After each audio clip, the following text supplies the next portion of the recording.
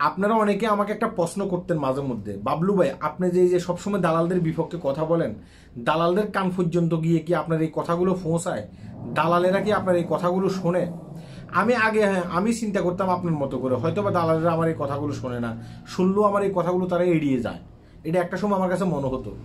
এই 3 থেকে 4 মাস পর্যন্ত আমার কাছে মনে হয়েছে না, দালালেরা আমার এই কথাগুলো শোনে তারা কিন্তু মানে প্রতিক্রিয়া ডাইরেক্ট দেখাইতে পারে না, ডাইরেক্ট এসে গালিগালাজ করতে পারে না, তারা ইনডাইরেক্টলি আমাকে এসে বকাঝকা করে। আমি এই কয়েক মাসের ভিতরে সেটা বুঝতে পারতেছি। দেখেন, গতকালকে আমি একটা ভিডিও ছাড়ছি, সাধারণ একটা জিনিস দেখাই। গতকালকে আমি একটা ভিডিও ছাড়ছি, এই ভিডিওর নিচে অনেকেই কিন্তু কমেন্ট করতেছে। দেখেন, সবাই ভালো ভালো কমেন্ট করতেছে, কেউ বলতেছে গুড, কেউ বলতেছে বাবলু ভাই ঠিক আছে, এক একজনে এক এক ধরনের কমেন্ট করতেছে। এই যে নিচে এসে হঠাৎ করে একজন কমেন্ট করতেছে আমি যেন এগুলো বাদ দিই।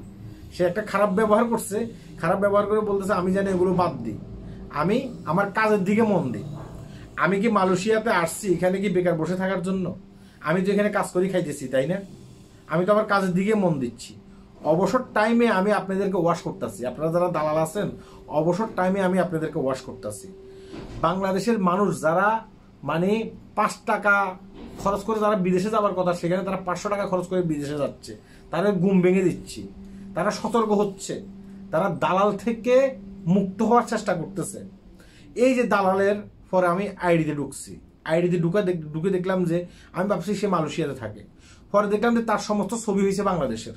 সে মালয়েশিয়াতে আসে নেই, সে আমাকে বাংলাদেশ থেকে জ্ঞান দিচ্ছে আমি এগুলো বাদ দিয়ে আমার কাজের প্রতি যেন আমি মন দিই। সে বাংলাদেশে আছে। এই দালালগুলো কোন দালালগুলো আমি আপনাদেরকে বুঝিয়ে বলি। ধরেন মালয়েশিয়ান গভর্নমেন্ট বলছে যে ঠিক আছে আমরা বাংলাদেশে ভিসা চালু করবো কয়েকদিন পরে। এই দালালগুলো কি করে, আপনার মতো সাধারণ মানুষকে বুঝাবে, আরেকজনের মতো সাধারণ মানুষকে বুঝাবে, বলবে যে মালয়েশিয়ার ভিসা চালু হয়ে যাচ্ছে, তোমরা 50,000 টাকা করে জমা দাও, তোমাদের পাসপোর্ট দাও। সাধারণ মানুষের ব্রেন ওয়াশ করে এই দালালগুলো, সাধারণ মানুষের ব্রেন ওয়াশ করে আপনার কাছ থেকে 50,000 টাকা নেবে, আরেকজনের কাছ থেকে 50,000 টাকা নেবে, নিয়ে কি করবে, এগুলো তার অ্যাকাউন্টে রাখবে। সে আপনাকে আবার এটাও বলে দেবে যে ঠিক আছে তোমার কাছ থেকে আমরা 5 মাস টাইম নিছি। হ্যাঁ, কথাগুলো মন দিয়ে শোনেন, ঠিক আছে তোমার কাছ থেকে আমরা 5 মাস টাইম নিছি, 5 মাসের ভিতরে যদি তোমাকে মালয়েশিয়াতে না নিতে পারি তাহলে তোমার টাকা তোমাকে ফেরত দিয়ে দেবো। এখন আপনিও তো চিন্তা ভাবনা করছেন যে লোকটা খুবই ভালো, সে তো আমাকে বলতেছে যে 5 মাসের ভিতরে যদি আমাকে মালয়েশিয়াতে না নিতে পারে তাহলে আমার টাকা আমাকে ফেরত দিয়ে দেবে। সে আপনার কাছ থেকে 50,000 টাকা নিছে, আরেকজনের কাছ থেকে 50,000 টাকা নিছে, আরেকজনের কাছ থেকে 50,000 টাকা নিছে, আরেকজনের কাছ থেকে 50,000 টাকা নিছে, এভাবে 3 থেকে 4 লাখ টাকা সে নেবে। নিয়ে কি করবে, সেইগুলো ব্যাংকে রাখবে, আর ব্যাংকে রাখলে সেখান থেকে তার ইন্টারেস্ট আসবে। কথা কি বুঝতে পেরেছেন? প্রতি মাসে 7,000 8,000 টাকা করে ইন্টারেস্ট আসবে। এখন এক পর্যায়ে 5 মাস পরে যখন আপনি তাকে বলবেন যে আমাকে তো মালয়েশিয়াতে নেওয়ার কথা ছিল, আমাকে তো দুবাই নেওয়ার কথা ছিল, কেন আমাকে দুবাই নিতে পারতেছেন না, আপনি বলছেন আমার টাকা ফেরত দিয়ে দেবেন, তখন বলবে দাঁড়ান আগামীকালকে আপনার টাকা ফেরত দিয়ে দেবো যেহেতু নিতে পারিনি। এখন আগামীকালকে কি করবে, সে ব্যাংক থেকে আপনার টাকা উঠে আপনাকে দিয়ে দেবে, কিংবা আরেকজনের টাকা উঠে আরেকজনকে দিয়ে দেবে। তখন আপনি বলেছেন যে হ্যাঁ আমার টাকা আমাকে দিয়ে দিছে, কিন্তু আপনার টাকাটা সে 5 মাস পর্যন্ত খাটাইছে সে তো আর আপনি জানেন না। ব্যাংকে খাটাইয়ে কিন্তু সে প্রতি মাসে 5 থেকে 6,000 টাকা করে লাভ করছে বা 7,000 টাকা করে লাভ করছে। হ্যাঁ, এভাবে অনেক মানুষের কাছ থেকে তারা এইভাবে টাকা মারি খায়। আবার অনেক ক্ষেত্রে কি করে, বলে যে ঠিক আছে মালয়েশিয়াতে দিতে পারলাম না, এখন দুবাইয়ের ভিসা চালু হইতেছে, দুবাই চলে যান। এবার আপনি বলছেন আমি দুবাইতে যাবো না, তখন সে বলতেছে কি জানেন, ও ভাই আপনার পাসপোর্ট জমা দিয়ে দিছি। এই দালালগুলো হচ্ছে সে দালালগুলো। এই দালালগুলোর কান পর্যন্ত গিয়ে এখন আমার কথাগুলো পৌঁছাইতেছে। আমি জানি তাদের ঘুম হারাম হয়ে যাইতেছে, আমি সত্য কথাগুলো প্রকাশ করতেছি, এগুলো তাদের সহ্য হচ্ছে না।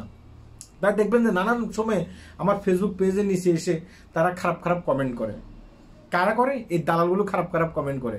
শুধুমাত্র একটা দালালের একটা অংশ আপনাদের সামনে উঠিয়ে ধরলাম। অনেকে এসে আপনার কোন দরকার আছে এইসব কথা বলার, আপনি নিজের কাজে নিজে মন দেন।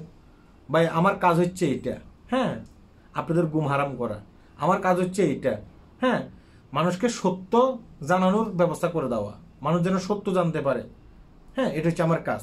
এই যে আজকে একটা সত্য প্রকাশ করলাম, আপনার কাছ থেকে 50,000 টাকা নিয়ে তারা কি করে, 60,000 টাকা নিয়ে তারা কি করে, তারা এইভাবে ব্যবসা করে।